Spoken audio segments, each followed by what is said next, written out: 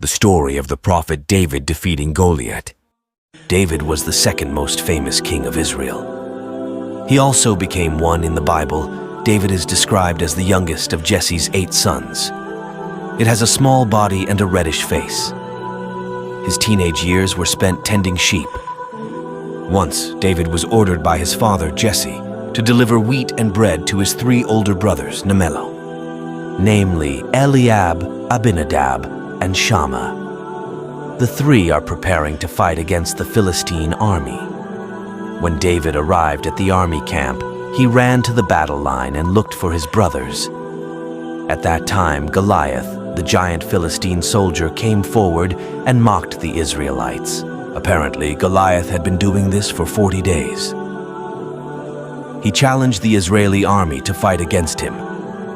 The giant also said that the Philistine soldiers would become servants of Israel if one of the Israelites could kill Goliath. But if Goliath wins, he asks the Israelite soldiers to become servants of the Philistines. Goliath's words frightened the Israeli soldiers because Goliath's body was very large. Its height reaches 6 cubits a span, or more than 3 meters. Not only that, Goliath also had experience in fighting.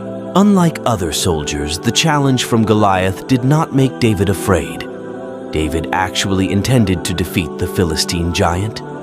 He also expressed his wishes to several soldiers. A number of soldiers conveyed David's wishes to Saul, the king of Israel at that time. However, Saul doubted David because he was still very young. Apart from that, Goliath had also been a soldier all his life. These words did not stop David's intentions. He was confident that he could defeat Goliath with the presence of the Lord Jesus. David also said that he had often killed lions and bears that tried to attack his sheep. David went and took 5 smooth stones from the river and put them in the shepherd's bag. He also took a sling and went before Goliath. In contrast to Goliath, who was equipped with armor, David actually advanced without armor. When he saw the small David, Goliath immediately belittled him. He also insulted David because Jesse's son was still young. The Philistine said to David, "Are I a dog that you come to me with a stick? Face me, and I will give your flesh to the birds of the air and to the beasts of the field."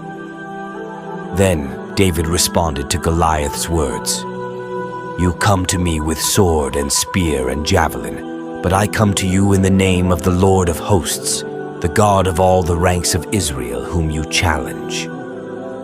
David ran to the enemy lines and put his hands in his pockets. Then he took a stone from his sling and threw it as hard as he could. The stone flew at Goliath's head, causing him to fall and die. When the Philistines witnessed Goliath's defeat, they immediately fled. However, the Israeli troops chased them and eventually won the battle. This story illustrates the extraordinary provision of the Lord Jesus for his people. Even though it seemed impossible in human eyes, David managed to defeat the giant Goliath with God's assistance. David's story also reminds Christians not to rely on their own strength. When there are problems or challenges, humans must rely on Jesus, the strong tower and true salvation.